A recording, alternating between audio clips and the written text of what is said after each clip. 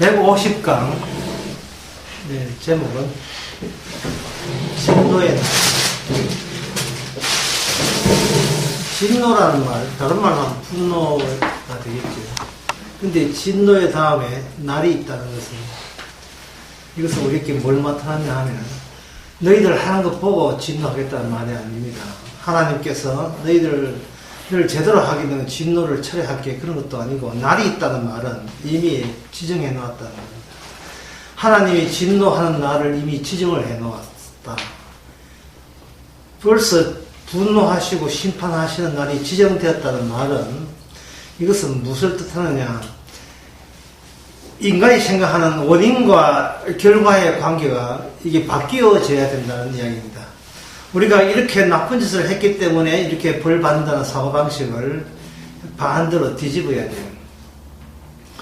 벌을 받는 날이 있음을 알리기 위해서 인간은 나쁜 짓을 하도록 하나님께서 그렇게 유도하신 겁니다. 이러한 아이디어가 우리 인간 세계에서는 도저히 성립이 되지를 않죠. 있을 수 없는 겁니다. 원인 없는 무슨 결과가 있겠느냐 하는 겁니다. 그런데 하나님은 이야기하십니다. 너희들을 원인으로 잡으니까 결과가 어디 있겠느냐, 이렇게 엉뚱한 소리 하는데, 원인은 따로 있어요. 원인은 인간들이 모르는 곳에 이미 원인이 있습니다.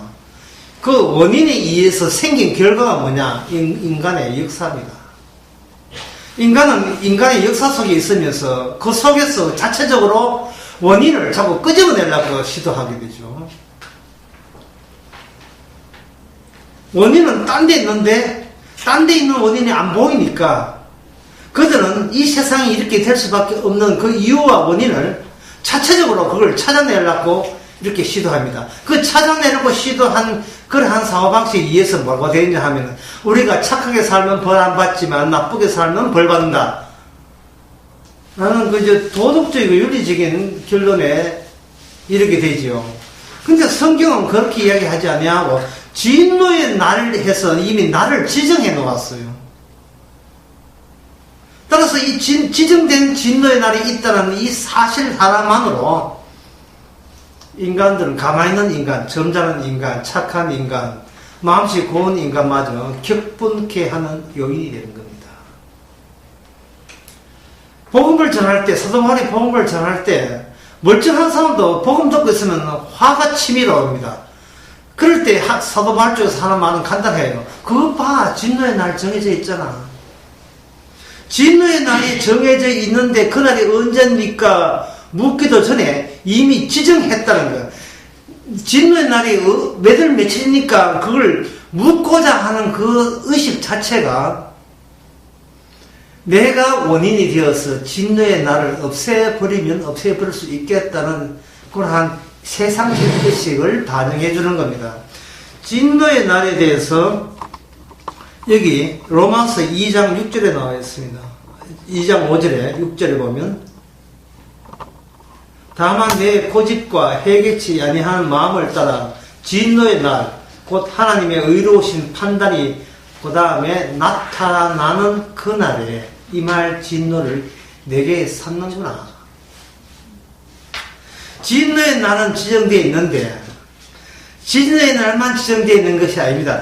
진노의 날이 필히 지정되어야 될 이유마저도 하나님께서는 이 세상에다가 이걸 유발하도록 그렇게 일을 만들어내시는 거예요.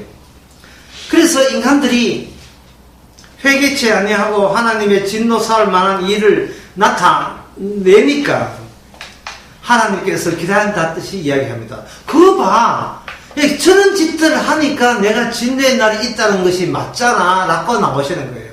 그러니까 이런 이야기를 들으면 인간들은 굉장히 억울합니다. 인간에게 진노의 날에서 피할 수 있는 그런 기회를 주고, 제대로 못 지킬 때 진노했다. 그래야 이게 앞뒤가 맞는 이야기거든요. 내가 진노의 날이 있다고 했지, 똑바로 살라고 했지, 그 똑바로 못 살았으니까 니 진노해도 할 말 없지, 이렇게 돼야 이게 맞는데, 일방적으로 진노의 날을 미리 정해놓고 하는 모든 행세가 진노의 날이 왜 있어야 된다는 그 정당성을 받쳐주는 식으로 인간 세상이 죄 짓는 짓들만 하도록 하나님께서 그렇게 했을 때 인간의 자기의 의지가 끼어들 자리는 전혀 없습니다. 이게 기분 나쁩니까? 이게 분노 낼 만한 일입니까? 이게 바로 사도 바울이 전하는 로마서 2장에 전하는 복음입니다. 의인은 믿음으로 살리라. 도대체 의인이란 말은 이미 구원받은 사람이죠. 구원받은 사람이 믿음으로 사는데 그 믿을 내용이 뭐냐? 거기에 대해서 로마서 1장부터 2장부터 쭉 이야기하는 거예요. 그 믿을 내용 중에 하나가 뭐냐 하면 이미 진노의 날이 나타나도록 확정지어졌다는 사실을 네가 믿느냐 하는 겁니다. 진노의 날이 있어야 된다는 그 원인은 너의 행동 여기에 따라 행동에 따라서 이게 달라지고 바뀔 문제가 아니라는 거죠. 왜냐하면 진노의 날을 위하여 너는 진노 사는 일을 행해야 되기 때문에 그런 이미 결정적인 결과로서 인간 역사는 흘러가고 있습니다. 하나님께서 이 세상을 이렇게 어처구니 없이 정말 우리가 납득하기 힘들 정도로 인간 세계는 원인이 있고 그 다음에 결과를 따져보는 식인데 그게 아니고 이미 원인은 숨겨놓고 너는 무슨 일을 해도 그 원인을 정당하는 하나의 결과일 뿐이다 이렇게 나오게 하시는 그 이유가 어디냐? 그 이유가 바로 십자가 사건이 원인과 결과를 뒤집어 놓는 사건이 되었습니다. 그 십자가 사건의 내용은 하나님에 의해서, 사람에 의해서 하나님이 살해당하는, 타살당하는 사건이죠. 이 말은 뭐냐면, 창조주가 피조물한테 맞아 죽는 일입니다.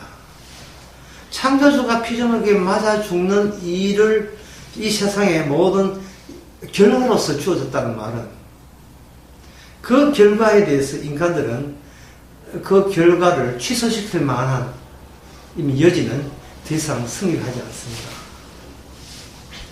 그럼 이런 그러한 원인과 결과 뒤집어지는 것에 대해서, 그런 과정에 대해서 하나님께서 의도적으로 그렇게 몰아가시는 하나님 나라 나름대의 어떤 취지 같은 게 있을 겁니다. 그것은 바로 구약 성경 출국 때에 나오는데, 결론부터 말씀드려서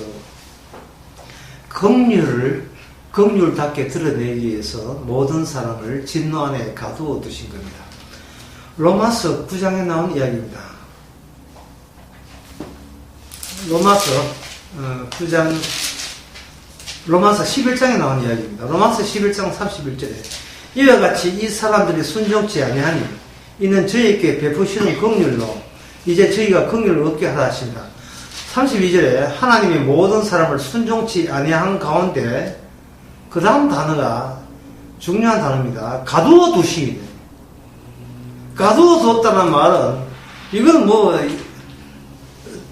딴 의미를 가질 여지가 없어요. 가두었다는 것은 꼼짝 못하게 그 안에 갇혀있다는 그 말 외에는 다른 말이 아닙니다.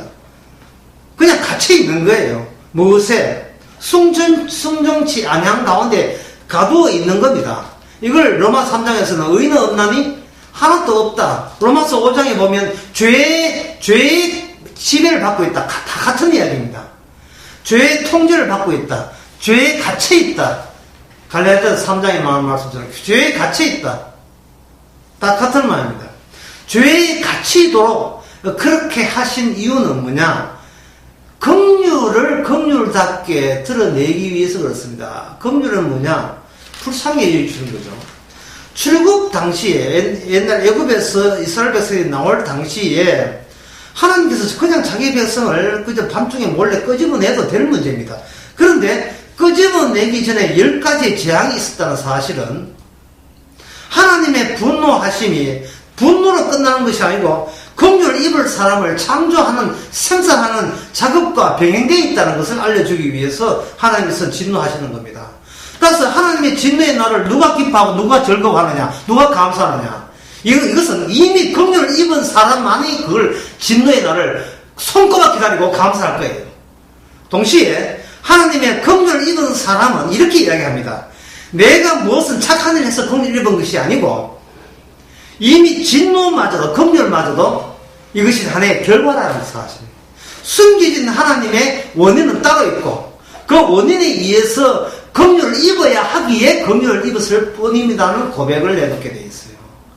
착해서 긍휼을 입는 게 아니고 불쌍히 여기를 받았기 때문에 불쌍히 여기를 받는 게 아니라 주께서 일방적으로 불쌍히 여겼다는 그 원인 하나 붙들고 살아가는 사람, 그것은 하나님의 진노하심의 당위성 속에서 마땅히 진노해야 된다는 것을 받아들이는 가운데서 피어나오는 꽃 같은 존재입니다.